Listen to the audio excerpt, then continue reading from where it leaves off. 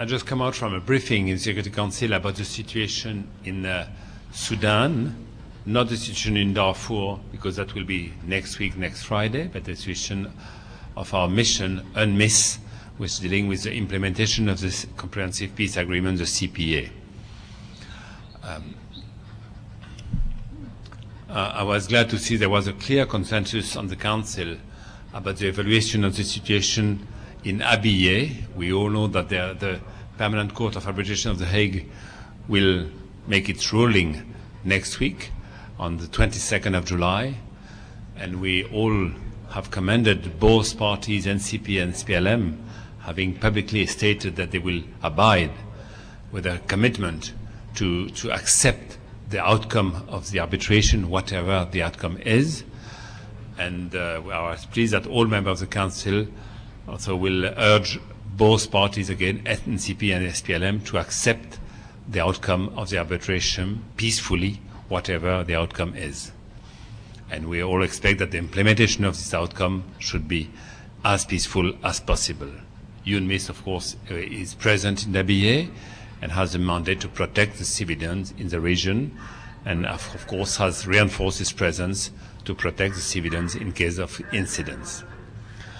We then discussed the question of the elections, which are due to take place, as you know now, in April next year. And I think we all, and I reported that, of course, still lots has to be achieved for the preparation for the elections. The National Electoral Commission has still a lot to work to be done in making an operational plan and, of course, establishing a budget which could be presented to the donor for their support. We discussed, of course, a lot of the implementation of the CPA, which, as you know, some aspects have been achieved, but still lots remain to be done 4.5 years after the signature of the CPA, especially concerning, of course, election, demarcation of the border, and the Referendum Act, who has to be passed in Sudan before the election, and also all post-referendum political and economic arrangements must also be adopted before the referendum takes place.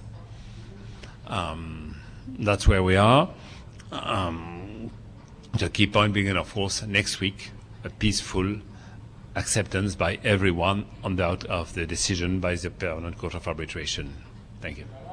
Sir, what assurances do you have and what confidence do you have in them that both sides are going to stay out of you? They both reaffirm it clearly to me, to all members, and you know that the U.S. envoy is presented there. They have recommitted, they have made it clear that in the Washington meeting on the 23rd of April. So every day we repeat that they have to abide with their commitments. We'll see. I understand, of course, we are now discussing the question of implementation. Whatever the outcome, the implementation shall remain peaceful also. So how confident we will see, I cannot predict. But I think they both said clearly that they have the, and also it was interesting the visit by Vice President Salva Kiir in Kadugli and in the Miseria recently, when he explained to the Miseria that whatever the outcome of the ruling is, the Miseria will still have full access to water and grazing rights, whatever the outcome is. So that's a bit reassuring, but of course, we will see, of course, next week if all these words are respected. Mr. Laurent, the new document about peacekeeping, the charting the new way forward, can you highlight some of the main points that you're bringing out in it? The document shall be released very soon, and I'm sure you will have access to it. Yes, we just want, of course, to address the huge question of overstretch. So we discussed a lot of things, like we try to divide it in partnership in purpose, partnership in action, and partnership for the future. So we have in mind first how to grow the TCC base, not to count only on a small, significant, very significant peacekeepers. We want to grow that base. We are going to develop a new field support strategy, which also will be released in the coming weeks, to faster deployment. We discussed the question of the mandate and maybe having more sequenced rollout of the mandate, not having all mandate with all the critical tasks to be implemented in the first year when the start of deployment. We discussed, so we have, I think, a series of 20 or 30 recommendations, so I cannot elaborate on all of them yet, but you'll have access to it soon. Can I ask you one issue, whether it's addressed? Last question. Yeah. That this ongoing question of accountability for peacekeepers for wrongdoing, whether sexual abuse and exploitation or otherwise in countries. Is there any thought on DPKO's part to either require or urge TCCs to allow peacekeepers to face justice in the countries in which abuses are created, or to require them to provide discipline as a condition for continuing to be paid or provide troops? How is the issue of accountability and cracking down on that being addressed? We insist on all TCC on their accountability, but you know that has been agreed previously that they have to pursue themselves in their own country the trial for those who have been had misconduct. So we'll continue to pursue that. We are not going to have them being tried in the country where the peacekeeping operation is operating. It will be not the host country, but the TCC has to be accountable on that. We insist on that all the time, and we are publishing the result globally in our website, and we'll keep insisting on them.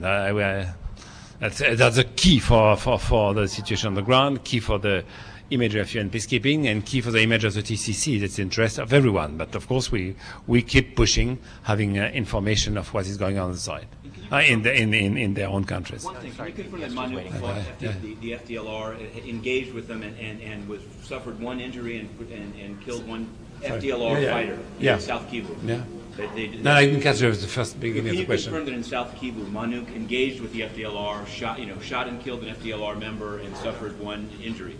Are you aware of that? The mandate of Manuk is to support FRDC to deal with the FDLR. The Secretary was unanimous in that decision.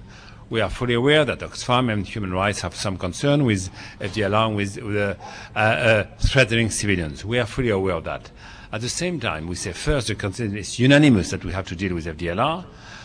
In some cases, we might be engaging a FDLR soldier directly.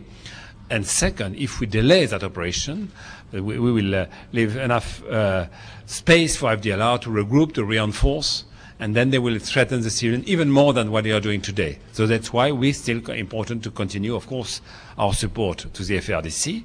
But of course, we insist very much on we have to support the FRDC units, only those who have shown professionalism. And we still insist very much with the Congolese authorities on the need, of course, for also their accountability to ensure that the FRDC soldier who has had a misconduct